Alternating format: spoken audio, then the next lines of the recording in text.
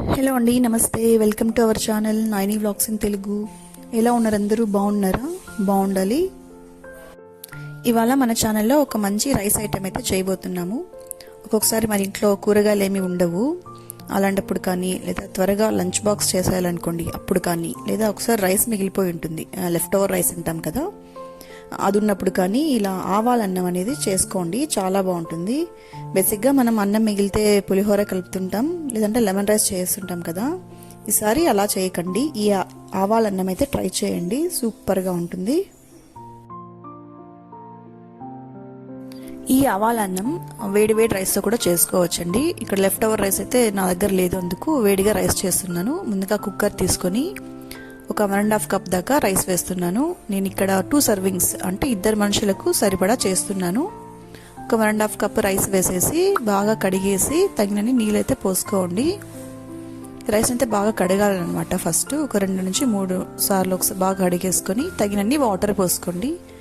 1:2 రేషియోలో వాటర్ పోసుకుంటే సరిపోతుంది. ఇలా వాటర్ పోసుకొని ఇందులోకే మనం సాల్ట్ వేసేసుకుందాము. రైస్లోకే సాల్ట్ వేసేస్తే మరి చేసేటప్పుడు ఎక్కువ సాల్ట్ పట్టకుండా బాగుంటుంది అనమాట. ఇలా వేసుకుని రైస్ అయితే హాఫ్ అన్ అవర్ అయితే ఖచ్చితంగా నానబెట్టుకోవాలి. అప్పుడే మనకు పొడి పొడిగా వస్తుందన్నమాట ఈ ఆవాలన్నం అనేది. ఇప్పుడు నెక్స్ట్ ప్రాసెస్ చూద్దాము. ఒక ప్లేట్ తీసుకొని కొద్దిగా పచ్చి కొబ్బరి తీసుకోండి. ఈ మాత్రం తీసుకుంటే సరిపోతుంది. చూసారా, పచ్చి కొబ్బరి బాగా ఫ్రెష్గా ఉంది. వెనకాల అది లేయర్ ఉంటుంది కదా, బ్రౌన్ కలర్ లేయరు, అది ఇష్టం ఉంటే పెట్టుకోవచ్చు, లేదంటే తీసేసుకోవచ్చు పీలర్ తీసుకొని. నెక్స్ట్ అయితే ఎండుమిర్చి, ఒక 6 నుంచి 7 ఎండుమిర్చి ఇలా తీసుకొని పక్కన పెట్టుకోండి. వీటికి తొడిమలైతే తీసేసేయండి.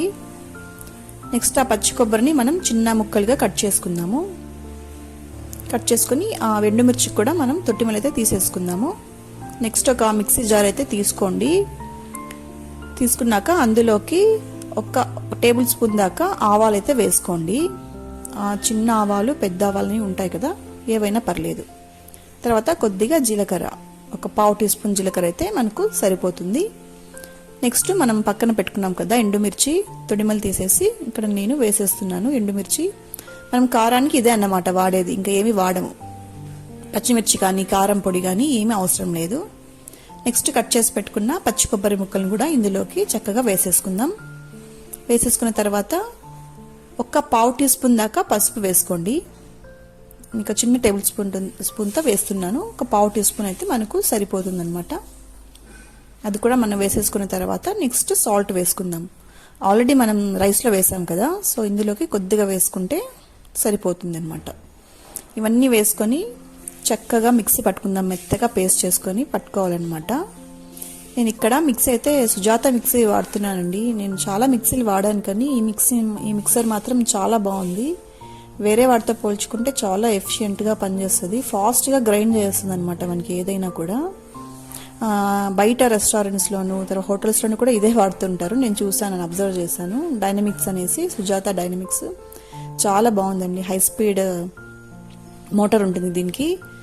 దోశ పిండి కానీ, ఇడ్లీ పిండి కానీ ఏదైనా నిమిషాల్లో చేసుకోవచ్చు. చూసారా, జస్ట్ ఒకసారి అలా తిప్పేసరికి ఇలా బరగ్గా అయిపోయింది. ఆ పచ్చి కొబ్బరి ఉంది కాబట్టి కొంచెం వాటర్ వేసుకొని మెత్తగా పేస్ట్ చేసుకోవాలి. అప్పుడే మనకు మెత్తగా పేస్ట్ వస్తుంది అనమాట. కొబ్బరికి బేసిక్గా నీళ్ళు వేస్తేనే కదా అది గ్రైండ్ అవుతుంది. సో ఇలా బరగ్గా అయ్యాక ఫస్ట్లోనే వాటర్ వేయకండి. ఒకసారి ఇలా మిక్సీ తిప్పి తర్వాత ఒక తగినన్ని వాటర్ వేసుకోండి. చూసారా, ఇలా వాటర్ వేసుకొని ఒక 2 సార్లు మిక్సీ పట్టానంతే. స్మూత్ పేస్ట్ అయితే మనకి ఇక్కడ రెడీ అయిపోయింది.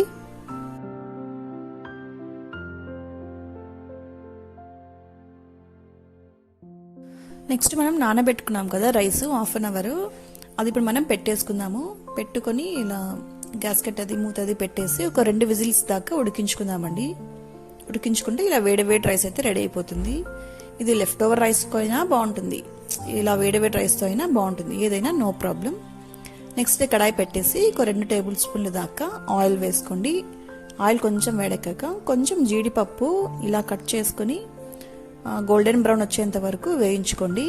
వేయించుకున్న తర్వాత కొద్దిగా కరివేపాకు అది కూడా వేసాక కొంచెం చిటపటలాడుతుంది కదా, కరివేపాకు కూడా కొంచెం వేగాక మనం మిక్సీ పట్టుకున్న పేస్ట్ అది కూడా వేసేద్దాం ఇందులోకి. వేసేసి హై ఫ్లేమ్లోనే పెట్టుకొని 2 నిమిషాల పాటు బాగా కలపండి. కలుపుతూనే ఉండండి కంటిన్యూస్గా. 2 నిమిషాల పాటు బాగా కంటిన్యూస్గా స్పూన్ పెట్టుకొని బాగా కలుపుతూ ఉండండి. ఒక 2 నిమిషాల తర్వాత మన పేస్ట్ అయితే చక్కగా వేగిపోయి ఉంటుంది. ఆయిల్ కూడా సపరేట్ అయిపోతూ ఉంటుంది. అబ్జర్వ్ చేయండి కావాలంటే. 2 నిమిషాల పాటు కంటిన్యూస్గా వేయిస్తే చూసారా ఇలా ఆయిల్ సపరేట్ అవుతుంది కదా. ఇప్పుడు ఫ్లేమ్ని సిమ్లో పెట్టేసండి. బాగా తగ్గించేసి మనం పక్కన పెట్టుకున్నాం కదా ఉడికించుకున్న రైస్, అది కూడా అందులోకి చక్కగా వేసేసుకొని చక్కగా పేస్ట్ అంతా మన రైస్కి పట్టేలాగా బాగా కలిపేసుకోండి ఒకసారి. ఇదంతా ఫ్లేమ్ని సిమ్లో పెట్టుకొని మాత్రమే చేసేయండి. ఇలా చక్కగా కలిపేసుకుంటే మన ఆవాలన్నం అయితే రెడీ అయిపోయిందనమాట. సూపర్గా రెడీ అయిపోయింది మన ఆవాలన్నం అయితే. చూసారా వేయించిన జీడిపప్పు అక్కడక్కడ తగులుతూ ఉంటే తినేటప్పుడు చాలా బాగుంటుంది. ఇప్పుడు దీన్ని మనం ఒక బౌల్లోకి తీసుకుందాం సపరేట్. ఇదండి మన ఆవాలన్నం. కొంచెం వేడిగా ఉంది, చల్లగా అయితే ఇంకా పొడిగా అయిపోతుంది అనమాట. ఇప్పుడు మనం దీన్ని కొంచెం కొత్తిమీరతో గార్నిష్ చేసుకుందాము. ఇలా కొత్తిమీరతో గార్నిష్ చేసుకుంటే మన సూపర్ డూపర్ ఆవాలన్నం అయితే రెడీ అయిపోయింది. టేస్ట్ చేద్దాం. ఉప్పు కారం అంతా సరిపోయిందా లేదో టేస్ట్ చేద్దాం. కరెక్ట్గా సరిపోయాయండి అన్ని. ఉప్పు కారం కానీ ఏది ఎక్కువ తక్కువ ఏమీ లేదు. టేస్ట్ చాలా బాగుంటుందండి, డిఫరెంట్గా ఉంటుంది. ఒకసారి ట్రై చేయండి. ఎప్పుడైనా మనం పిల్లలకి లంచ్ బాక్స్లో కూడా హ్యాపీగా చేసేయచ్చు. లేదంటే జర్నీస్లో ట్రైన్ జర్నీ కానీ చేసేటప్పుడు ఏమైనా పట్టుకెళ్తుంటాం కదా లంచ్ కానీ బ్రేక్ఫాస్ట్లో కూడా బాగుంటుంది. ఇది చేసుకొని పెట్టుకుంటే చాలా బాగుంటుంది అనమాట. బేసిక్గా జర్నీ అంటే మనం పులిహోర కానీ లెమన్ రైస్ కానీ తీసుకెళ్తూ ఉంటాం కదా. నెక్స్ట్ ఇలా చేయండి.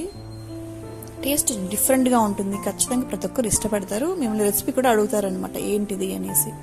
చాలా డిఫరెంట్గా ఉంటుంది టేస్ట్. ఒకసారి ట్రై చేయండి.